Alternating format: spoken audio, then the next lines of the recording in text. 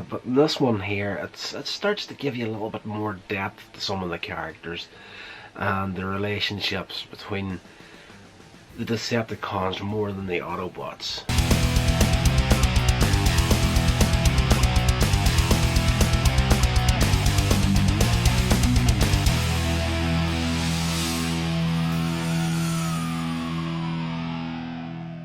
Hey legends, welcome along to Here's Rodder's Reviews, the show that loves all things entertainment and shares that love with you. I'm your host, Rodney Stewart. Right, we're getting back into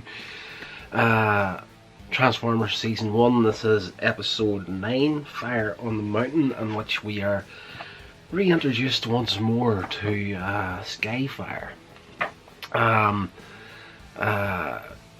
Yes, he crash landed and got buried in the Arctic 2 episodes ago in the episode Fire in the Sky. In this episode, the Decepticons are attempting to harness the Earth's core once again with the use of a legendary crystal of power that Megatron has discovered in a pyramid in the Andes Mountains. After an initial recon by Brawn, Windcharger and Skyfire, the Autobots arrive in force, and Thundercracker is faced with an unlikely opportunity. This episode, again, like all the episodes, the majority of all the episodes in Season 1, is basically the simple, straightforward good versus evil story. The Decepticons are trying to steal energy in some shape or form. The Autobots save the Earth. You know, it's your typical 25-minute cartoon promoting the toys. But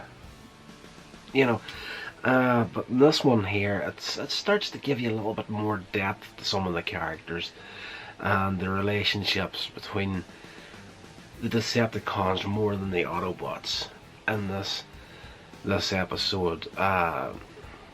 Like we have seen before, Megatron and Starscream, their kind of weak alliance and the struggle between the two of them, of Megatron being the leader and Starscream always wanting to usurp Megatron and take control of the Decepticons.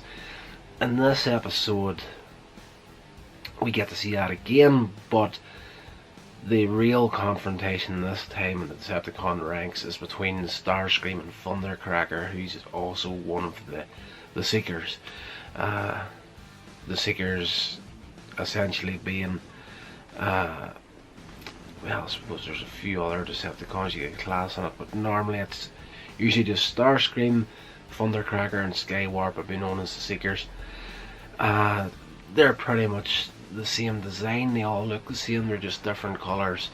So at the beginning of the episode, Starscream and Thundercracker have been sent out to look for metal to basically build a cannon to harness the power of this crystal of power that Megatron found again in this pyramid, that basically is like a cap to a conduit to the Earth's core. It's like once it's removed, just like a beam of red lava shoots in the air, and Megatron wants a cannon that can sustain the full power of the Earth's core, so he can use that as a weapon against his enemies.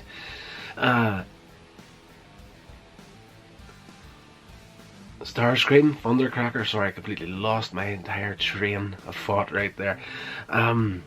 Yes, they're out looking for metal to build this weapon. Thundercracker is like, I don't think this is going to be strong enough, and Starscream's like, know your place, this is strong enough. So they go build this weapon. When Megatron tests it, it shoots off at one blast, it takes out like half a mountain.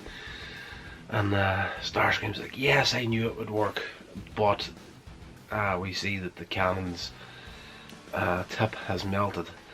Megatron isn't happy at all, so like after being sorely reprimanded by Megatron, Skywarp is enlisted to keep an eye on Starscream and Thundercracker, so that they can't cause any more trouble. So the Decepticons disappear off to find more metal to rebuild this cannon.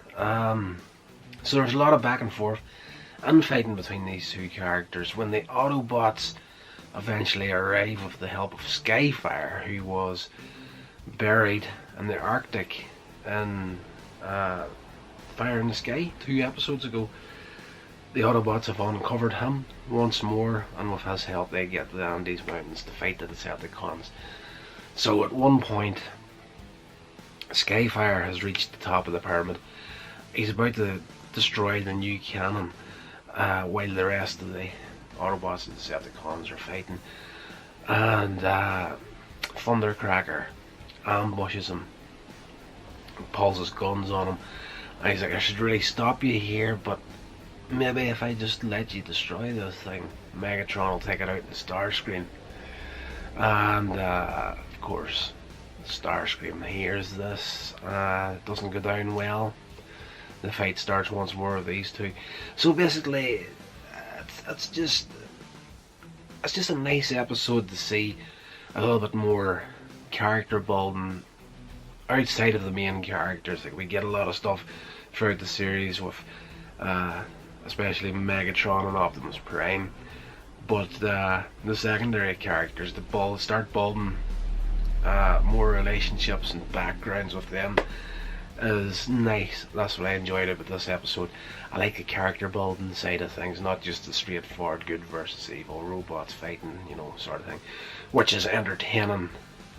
But yes, I do like plot development and character development, which is something that I don't think, and as we're getting closer to the end of season 2 I'll cover more about this here, but this is the sort of thing that I don't think that the executives at Marvel had really considered in the bigger picture. And by the time we get to Transformers the movie, you'll see why.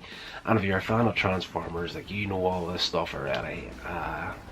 They definitely were not prepared for what they had on their hands with the Transformers. So yes, basically by the end of the episode, once again, good conquers evil. The Decepticons are driven off. The cannon has been destroyed along with the Crystal of Power, which means there's no cap left to stop the energy escaping the Earth's core. So Wheeljack has to design something that'll stop this.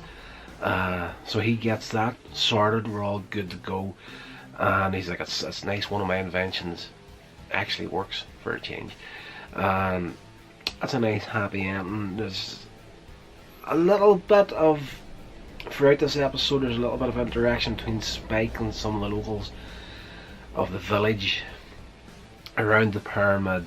A young girl in particular is close to him throughout this episode, and at the end of it, Bumblebee has transformed. Spike and this girl are in there, and she wants to introduce Bumblebee to her brother or uncles. I can't remember, uncle or brother. She wants to introduce Bumblebee to a car that she thinks he'll get along with. So it's yes, that's a sweet episode too, in a way. But definitely, I think out of all of them so far in this series, it's probably not one of the stronger episodes, but it is by no means a waste of your time. Guys, thank you so much for checking out the video. Please hit that subscription button and don't forget to press that bell icon to be notified of future uploads. Please get into the description box below this video and check out my social media links down there and check out all that good stuff, and I will see you in the next video.